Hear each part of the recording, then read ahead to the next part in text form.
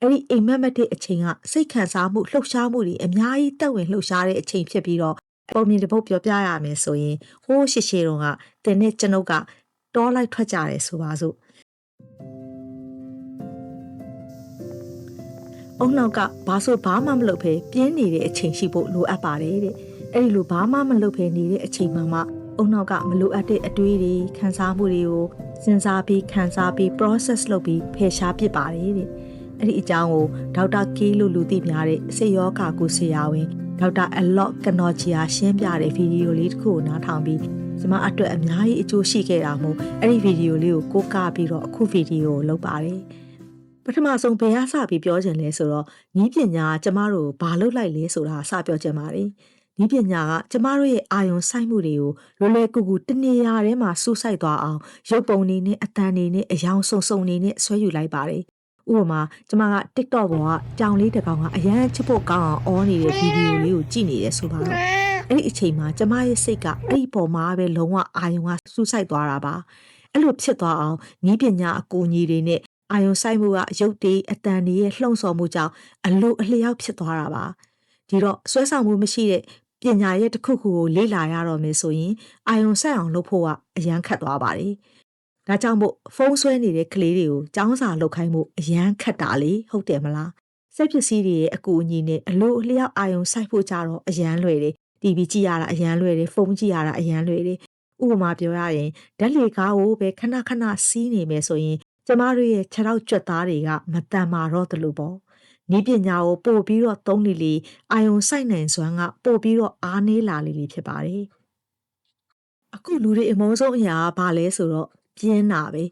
TikTok ကလွဲရင်ကြံတဲ့အရာအားလုံးကသူတို့အတွက်ပြင်းစရာကြီးလို့ဖြစ်နေတာသင်ရဲ့အာယုံစိုက်မှုကိုသင်ကိုယ်တိုင်ကမထိန်ချုပ်နိုင်တော့တဲ့အခါစိုးရိမ်စိတ်တွေဝင်လာရင်အဲ့ဒီစိတ်ကိုပြန်ဆွဲထိန်ဖို့ခတ်သွားပါတယ်စိတ်သက်ကြစရာတွေတွေးမိရင်လည်းအဲ့ဒီစိတ်ကိုလမ်းလွဲပြီးထိန်ချောင်းပြီးတခြားမှာပြန်အာယုံစိုက်ဖို့ပိုခက်လာပါတယ်ဒီတော့စိုးရိမ်စိတ်ဝင်လာရင်ဖုန်းကြည့်လိုက်တယ်စိတ်သက်ကြတယ်လို့ရှိရင်ဖုန်းကြည့်လိုက်တယ်ဖုန်းကြည့်တော့အာယုံစိုက်နိုင်စွမ်းကပိုပြီးနေလာတယ်အာယုံစိုက်နိုင်စွမ်းနေလာတော့ကိုယ့်ရဲ့ခံစားမှုကိုတောင်ကိုကပြန်မထိန်နိုင်ဖြစ်လာကြပါတယ်ဒီအချက်ကြောင့်ပဲကဘာတဝမ်းမှာအထီးကျန်တာကိုတေချောင်းကျန်တာစိုးရင်ပူပန်မှုလွန်ကဲတာနဲ့စိတ်သက်ကြတဲ့စိတ်ယောဂဝေဒနာအမျိုးမျိုးကိုခံစားလာကြရတယ်လို့ဆိုပါတယ်နောက်ထပ်နားလည်ထားရမှာတစ်ခုကကျမတို့ရဲ့အာယုံစိုက်မှုတွေကိုစီးပွားရေးသမားတွေကအမျက်ထုတ်ရိတ်သိမ်းဖို့အစင်မပြတ်စ조사နေကြတယ်ဆိုတာပါပဲsocial media platform တွေရဲ့ကြော်ညာဝင်ငွေတွေကိုရှာကြည့်လိုက်မယ်ဆိုရင်တင်ဒီအချက်ကိုပုံနာလဲမှာပါ TikTok ပဲဖြစ်ဖြစ် Facebook ပဲဖြစ်ဖြစ် YouTube ပဲဖြစ်ဖြစ်ဘယ် social media မဆိုဘလို့နီးနဲ့ပတ်စံရှာကြတာလေတင့်ရဲ့အာယုံစိုက်မှုကိုရယူပြီးတော့ပတ်စံရှာကြတာပါနောက်ပြီးတော့ကြော်ညာလောကကလူတွေရေရှည်မှာနားလေလာတာကလူတဦးရဲ့အာယုံခံအင်္ဂါတွေကိုထိန်းချုပ်နိုင်ပြီဆိုရင်အဲ့ဒီလူရဲ့အလိုဆန္ဒတွေကိုထိန်းချုပ်နိုင်ပြီဆိုတဲ့အချက်ပါပဲလူသားတစ်ယောက်အနေနဲ့ရှိတဲ့အရင်းမြစ်တွေထဲမှာတန်မိုးအရှိဆုံးအရာကသူ့ရဲ့အာယုံစိုက်မှုပါသင်ရဲ့အာယုံစိုက်မှုကပညာရဲ့အပေါ်မှာဆိုရင်သင်ကအဲ့ဒီပညာရဲ့မှာထူးချွန်တဲ့သူဖြစ်မယ်။သင်ရဲ့အာယုံစိုက်မှုကစီးပွားရှာဖို့ဆိုရင်သင်ကငွေကြေးချမ်းသာတဲ့သူဖြစ်လာမယ်။သင်ရဲ့အာယုံစိုက်မှုကတကယ်ကိုတန်ဖိုးအရှိဆုံးအရာပါ။တကယ်လို့တခြားလူတွေကသင်ရဲ့အာယုံစိုက်မှုကိုရသွားမယ်ဆိုရင်သင်ရဲ့မျက်လုံးတွေကိုဖန်ဆားထားနိုင်မယ်ဆိုရင်သူတို့ရောင်းချင်တဲ့ပစ္စည်းတွေကိုသင်ကိုဝယ်ယူအောင်လုပ်ပြီးသူတို့ကစီးပွားဖြစ်ကြတာပိုက်ဆံရကြတာဖြစ်ပါတယ်။ TikTok ထဲမှာ6နာရီလောက်အချိန်မဖြုံးချင်ပါဘူးဒါပေမဲ့နောက်ဆုံးတော့လည်းကြည့်ပြသွားတာပဲဘလို့ကြောင့်ဘာဖြစ်လို့ကြည့်လိုက်မိမှန်းတောင်ကိုသေချာမသိလိုက်ဘူးလူတွေကတင့်ရဲ့အာယုံစိုက်မှုကိုထိန်းချုပ်သွားနိုင်တာနဲ့အမျှတင့်ရဲ့ဘဝကိုပါထိန်းချုပ်သွားကြတာဖြစ်ပါတယ်သူတို့ကတင့်ကိုအပြုတ်မှုတချို့လှုပ်လာအောင်လှုံ့ဆော်တယ်သူတို့ပိုက်ဆံရတယ်တင့်ရဲ့ဘဝကတော့တဖြည်းဖြည်းနဲ့ပိုဆိုးလာတယ်ဆိုတာကစိတ်ခံစားမှုမမှန်တာစိုးရိမ်ပူပန်မှုပိုများလာတာအထီးကျန်တာကိုတေချောင်းကျန်တာတွေအထိပိုဆိုးလာစေတာပါဒါကြောင့်တင့်မှာရှိသမျှထဲမှာတန်ဖိုးအရှိဆုံးအာယုံစိုက်မှုကိုပြန်လည်ရယူနိုင်တာဟာတင့်ရဲ့ဘဝကိုပြန်လည်ရယူနိုင်ခြင်းပါတကယ်တော့ဘာမှမလုပ်ဖဲနေတဲ့အချိန် idle time ဆိုတာကအုံနောက်အတွက်စိတ်ကျန်းမာရေးအတွက်အရန်အရေးကြီးပါတယ်အဲ့ဒီအားလက်ချိန်ရဲ့တန်ဖိုးကိုသိသာစေတဲ့အကောင်းဆုံးဥပမာတစ်ခုကအိမ်မက်တွေပါတဲ့အုံနောက်ကဘာမှမလုပ်ဖဲကောင်းစွာအိပ်ဆက်အနားရတဲ့အချိန်မှာအိမ်မက်တွေမက်ကြပါတယ်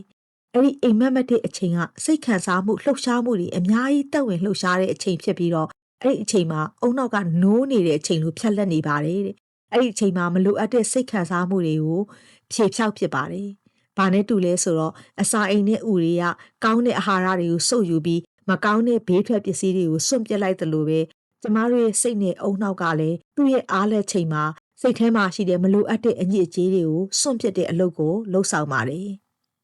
အားလက်ချိန်ဆိုတာအုံနောက်ကအမိုက်တွေရှင်းဖို့အထူးသဖြင့်စိတ်ခံစားမှုတွေကိုဖြေဖြောက်ဖို့နဲ့အကြောင်းအရာတွေကိုမှတ်ဉာဏ်နဲ့မှသိသိဖို့အတွက်အသုံးချတဲ့အချိန်ဖြစ်ပါတယ်။အခုခေတ်လူအဖွဲ့အစည်းမှာစိတ်ကိုအုံနောက်ကိုအားလက်ချိန်ပေးတာညော့နေလာတာနဲ့အမျှကျမတို့ကနေ့စဉ်ကြုံတွေ့ရတဲ့စိတ်ခံစားမှုတွေကိုမဖြေဖြောက်နိုင်မချေဖြတ်နိုင်တော့ပါဘူး။ဥပမာအဖြစ်ပုံမြင်တစ်ပုဒ်ပြောပြရမယ်ဆိုရင်ဟိုးရှေ့ရှေ့တုန်းကတင်နဲ့ကျွန်ုပ်က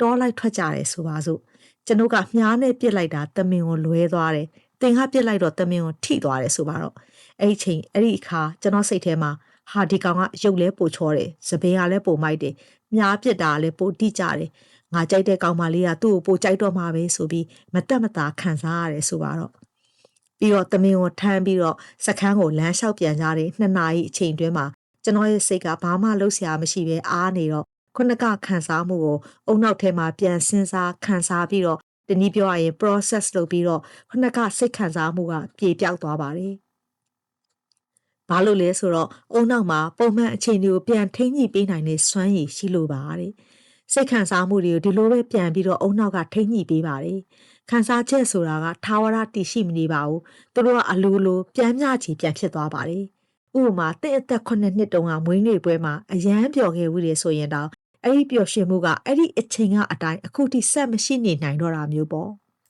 အသေးကွဲတော့ကအပြင်းထန်နာကျင်မှုဟာအခုအချိန်အထိအဲ့ဒီနာကျင်မှုကမရှိနေနိုင်တော့တာမျိုးပေါ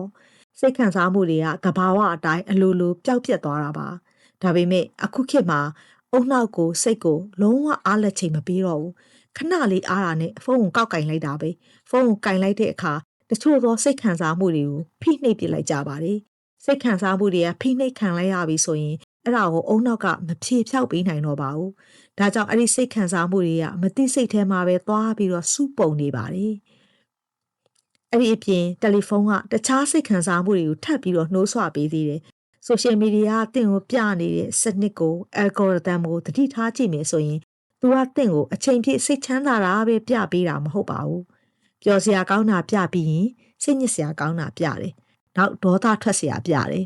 ။ခံစားချက်မျိုးစုံဖြစ်အောင်လုပ်နေတာပါ။ဘာဖြစ်လို့လဲဆိုတော့ social media ရဲ့နည်းစနစ်ကလူတွေကိုဆွဲလန်းနေအောင်လုပ်ဖို့အတွက်စိတ်ခံစားမှုကိုပြင်းပြင်းထန်ထန်လှုံ့ဆော်ပေးဖို့လိုတဲ့အတွက်ဖြစ်ပါတယ်။ကျမတို့ဘဝမှာအလုံးမှာအစင်မပြေတာတစ်ခုခုဖြစ်ခဲ့ရင်တောင်အုံနောက်ကိုအနာပေးပြီးညနေခင်းလေးလမ်းလျှောက်ထွက်ရင်းနဲ့ဖြေဖြောက်နိုင်ပါရဲ့နဲ့အုံနောက်ကိုအနာမပေးပဲ social media ကြည့်စိတ်ခံစားမှုအသစ်တွေထပ်ယူရှိပြီးသားခံစားချက်တွေကိုဖိနှိပ်ပြစ်နဲ့စိတ်ဟာအနာမရပဲပိုပိုပင်ပန်းလာကြပါတယ်။စိတ်တန်ရာတွေကမချေဖြတ်နိုင်ပဲကြမ်းခဲ့ပြီးအချိန်ကြာလာတာနဲ့အမျှပိုပိုပြီးစုပုံလာပါတယ်။ဒါကြောင့်မို့ပဲတစ်ကမ္ဘာလုံးမှာစိတ်သက်ကြတာတွေစိုးရိမ်ပူပန်တာတွေလူအဖွဲ့အစည်းလိုက်ဖြစ်လာကြတာဖြစ်ပါတယ်။ကလေးမွေးဖွားမှုနှုန်းတွေကျဆင်းလာတာလူတွေစိတ်ထဲမှာတယောက်ကိုတယောက်ချစ်မိနိုင်တဲ့စွမ်းရည်ဟာကျဆင်းလာကြတာဖြစ်ပါတယ်။ဒီတော့အုံနောက်အတွက်ဘာမှမလုပ်တဲ့အချိန်ပြင်းနေတဲ့အချိန်ဟာအရန်အရေးကြီးပါတယ်။တယ်လီဖုန်းမကြည့်ပဲတချင်းနားမထောင်ပဲ podcast နားမထောင်ပဲတရားမနာပဲစိတ်အေးလက်အေးလမ်းလျှောက်တာကော်ဖီတစ်ခွက်အေးအေးလူလူထိုင်တောက်တာသဘာဝပတ်ဝန်းကျင်ကိုငေးမောကြည့်တာမျိုးနဲ့အုံနောက်နဲ့စိတ်ကိုအနာပေးပါအနည်းဆုံးတစ်ရက်ကို15 မိနစ်လောက်ဖြစ်ပေါ့ကျမကတော့အဲ့ဒီလိုဘာမှနားမထောင်ပဲမကြည့်ပဲအုံနောက်ကိုအနာပေးပြီးညနေတိုင်းတနာရီလမ်းလျှောက်ရတဲ့အရာသားကိုစပြီးနှစ်သက်ဆွဲလန်းနေပါပြီအဲ့ဒီညနေလမ်းလျှောက်တဲ့အချိန်မှာကျမနဲ့ကျမရဲ့အတွေးတွေနဲ့ပဲလမ်းလျှောက်ပါတယ်အဖော်နဲ့စကားပြောပြီးလမ်းလျှောက်တာမျိုးမလုပ်ပါဘူးနောက်နေ့ပါချက်ရပါ YouTube ဗီဒီယိုမှာဘာကြောင့်ပြောရပါစသဖြင့်စဉ်းစားတဲ့အခါစဉ်းစားပါတယ်ကျမနဲ့ကျမရဲ့အတွေးတွေပဲရှိတဲ့ညနေခင်းလမ်းလျှောက်ခြင်းတွေကကျမကိုအာရုံစူးစိုက်မှုပိုကောင်းလာစေသလိုကျမရဲ့ mood ကိုလည်းပိုပြီးကောင်းလာစေပါတယ်ဒီတဲ့ပိုကောင်းတဲ့စိတ်စူးစိုက်မှုအလေးအကျင့်တွေဖြစ်တဲ့ယောဂကစားတာတရားထိုင်တာတို့ကိုလုပ်နိုင်ရင်ပိုကောင်းပါတယ်ဒီဗီဒီယိုလေးကိုကြည့်ပြီးတော့မိတ်ဆွေရဲ့အုံနှောက်နဲ့စိတ်ကိုအားလက်ချိန်ပေးပြီးတော့ပြင်းခွင့်ပေးပြီးတော့ ကိုယ့်ရဲ့တန်ဖိုးအရှိဆုံးအာယုံစိုက်မှုနဲ့ဘဝ